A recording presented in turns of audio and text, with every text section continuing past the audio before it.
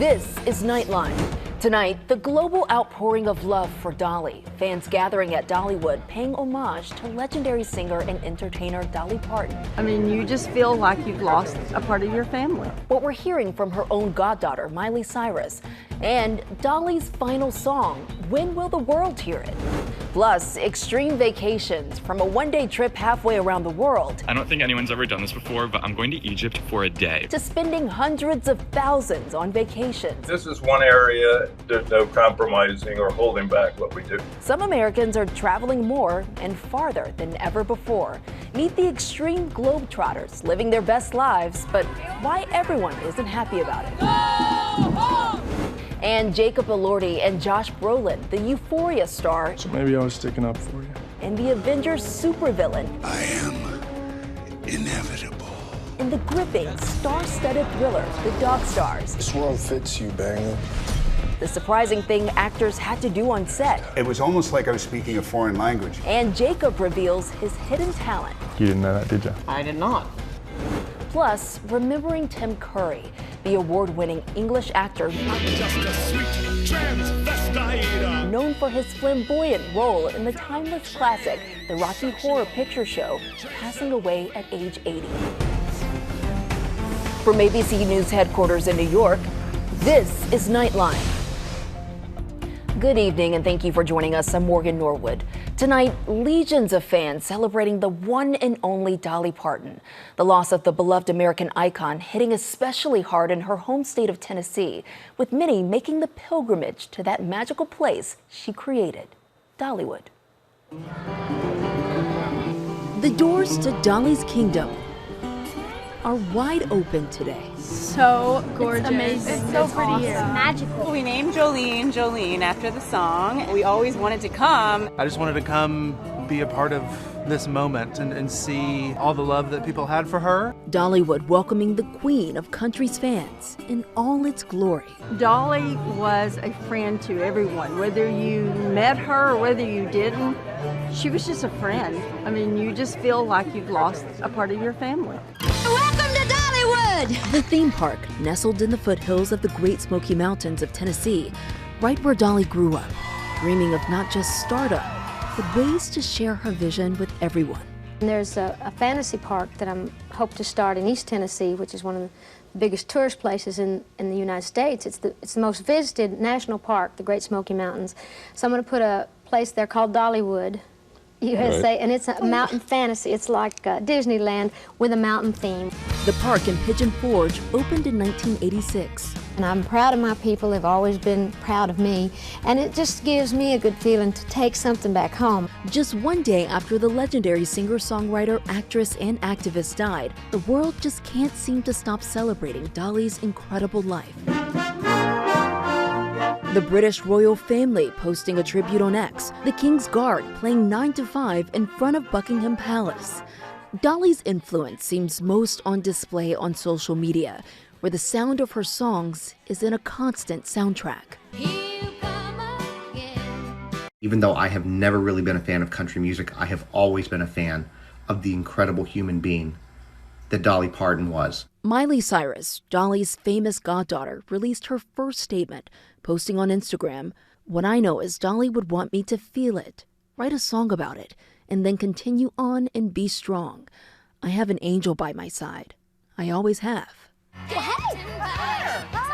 In contrast to her very public celebrity, Dolly's funeral will be a small private service. She once said she wanted the country gospel song, If We Ever Meet Again, to be played, a song she once performed way back on the Porter Wagner Show. If we never meet again, this side of heaven. The world won't be long without Dolly, though. Fans can see the first performance of the Broadway show Dolly, a True Original Musical, based on her life and career in December, with all the hits we've come to love. My coat of many colors that my mama made for me. From her coat of many colors to Jolene. Jolene, Jolene, Jolene, Jolene. And still, Dolly was always one step ahead. Long after the final farewell, she still has new music waiting for fans. She recorded a song back in 2015, then locked it up in Dollywood. in a sort of musical time capsule. It won't be unsealed until her 100th birthday, January 19, 2046. The track titled My Place in History is stored on a CD. Dolly even included a CD player and instructions on how to use it. She once joked about it with Kelly Clarkson. I want to go dig that up so bad and think, well, I need to use that song because it's like, and it's a really good song. And Dolly, we will always love you. We shift gears now to extreme vacations, from safaris and adventure travel to spur-of-the-moment weekend jaunts across the pond. The new frontier for some Americans with money who want to be on the move. But a backlash against tourists in some places has those friendly skies looking not quite so blue. Here's Nightline co-anchor Juju Chang. Europe is eye candy for Americans. Bonjour! Grazie mille so much. So that means thank you so much. You might not believe me, but Italy is a day trip from New York, and you're coming with me. Whether it's a day trip to Europe, Buongiorno, a month-long bike ride across Great Britain, or an invitation to family on a pricey Arctic adventure, Americans are heading overseas in record numbers, and many are taking it to the extreme. We've really seen consumers rethink where they're putting their money.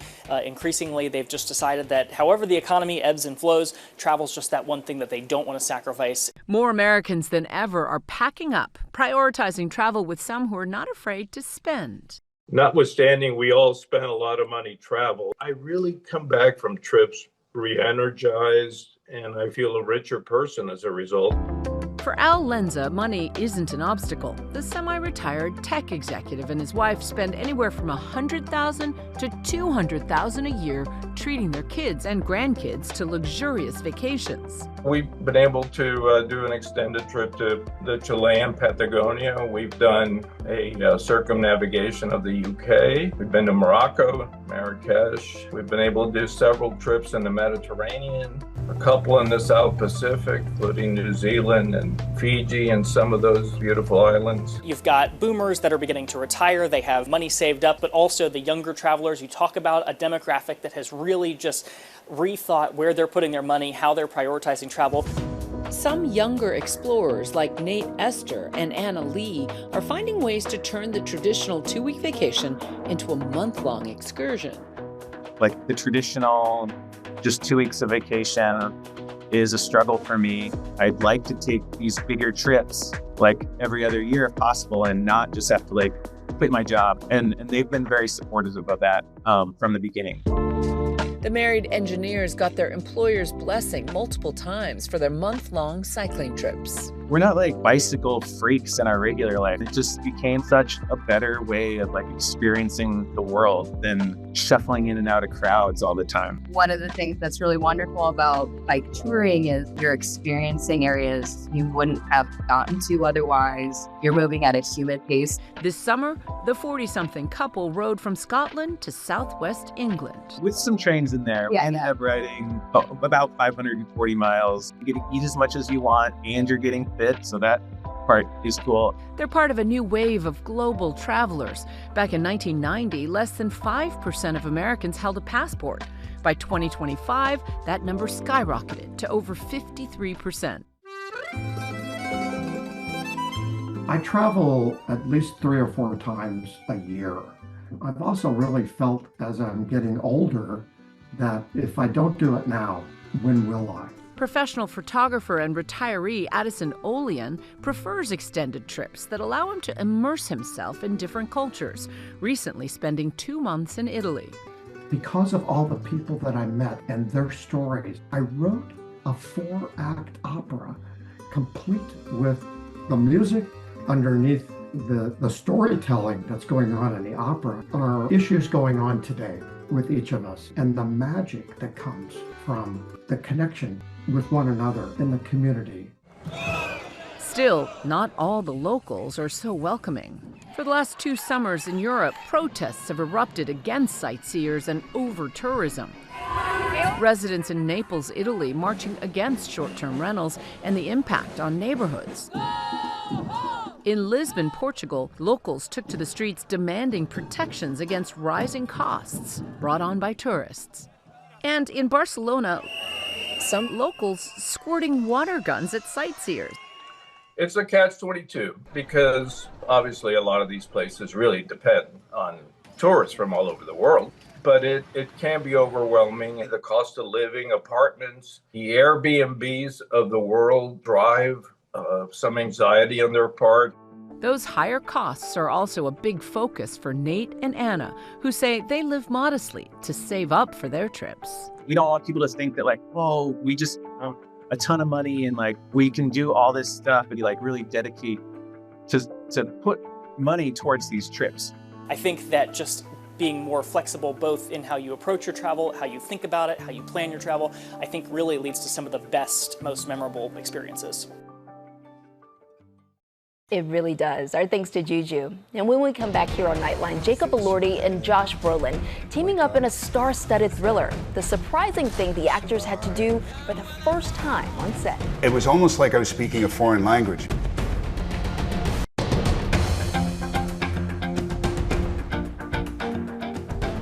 Welcome back. Jacob Elordi and Josh Brolin, 2 Oscar nominees, now sharing the screen in an action-packed thriller directed by one of the best. While both are Hollywood heavyweights with racks of awards, they tell ABC's James Longman they encountered something brand new on the set of The Dog Stars. Something better than this.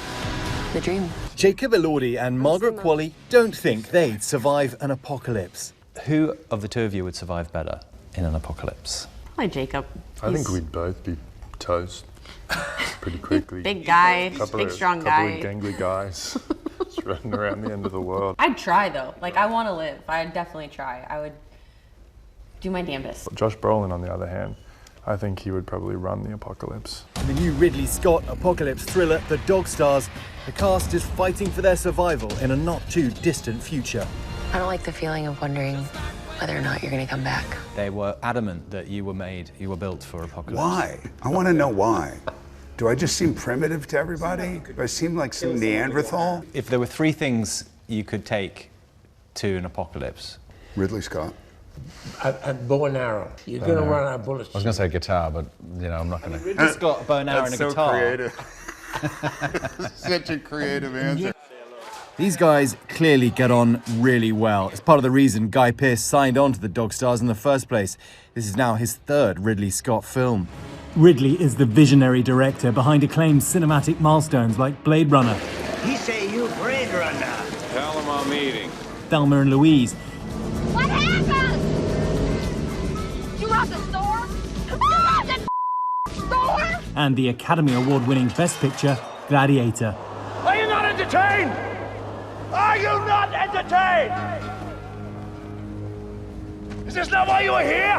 We've collaborated a few times now, so automatically going, oh, okay, great. I bet this is going to be fascinating, and it was straight away. I was taken by Pops. We are eventually going to take off, right?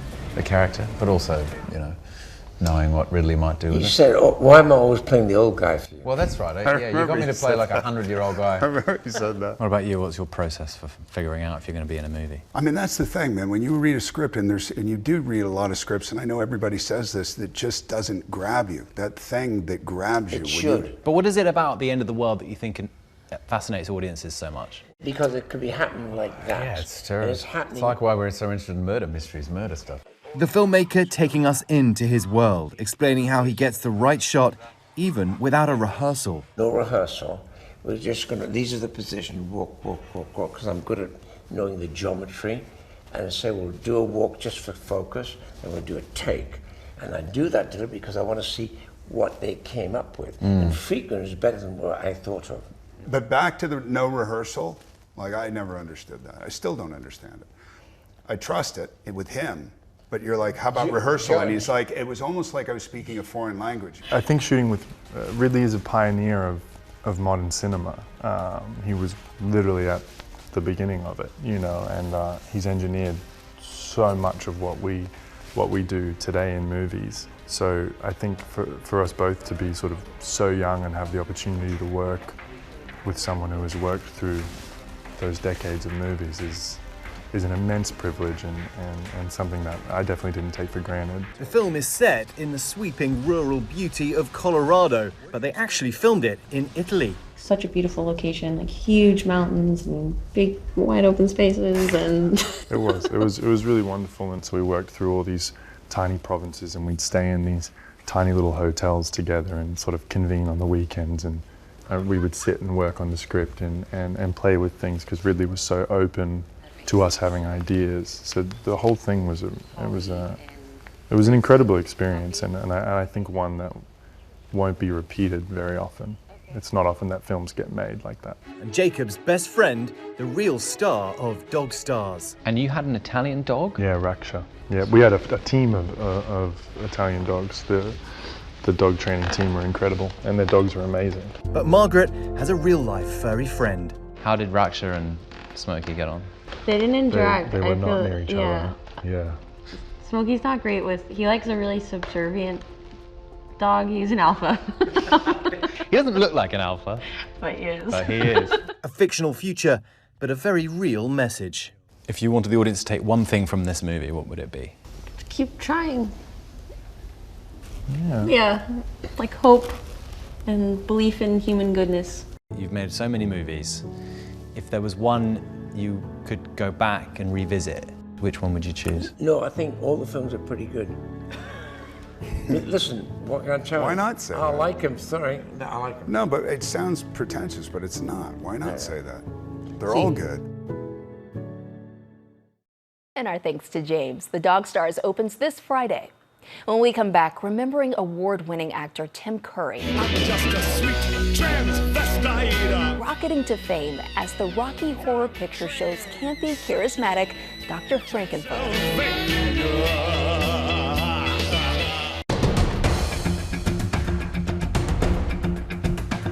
And finally tonight, actor Tim Curry has died. He'd win a Daytime Emmy as the voice of the fearsome Captain Hook in Peter Pan and the Pirates. I cannot tell how you orchestrated this operetta, Pan, but this is the final act! And become the stuff of nightmares as Pennywise the Clown in Stephen King's It. Oh, come on, bucko. But the British actor was most beloved for amping up the camp and charisma as Dr. Frankenfurter in the Rocky Horror Picture Show. I'm just a sweet transvestite. Curry suffered a stroke in 2012 and battled health issues for years after. But that defining Rocky Horror role lives on. Theaters still hosting midnight screenings of the cult classic, a tradition started back in the 70s with audiences doing the time warp.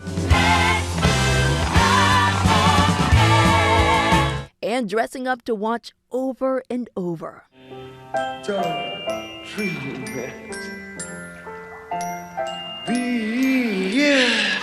Curry told ABC back in 1978 why he felt the film resonated with so many. Well, I think if it has a message at all, it's Don't Dream It, Be It, which is one of the songs in the movie. You know, get on with your fantasies. Tim Curry said his career went beyond his wildest dreams. And I've had a wonderful life, and I know it. He was 80 years old. Will certainly be missed. That's Nightline. Thanks for staying up with us. Take care of each other. Good night, America.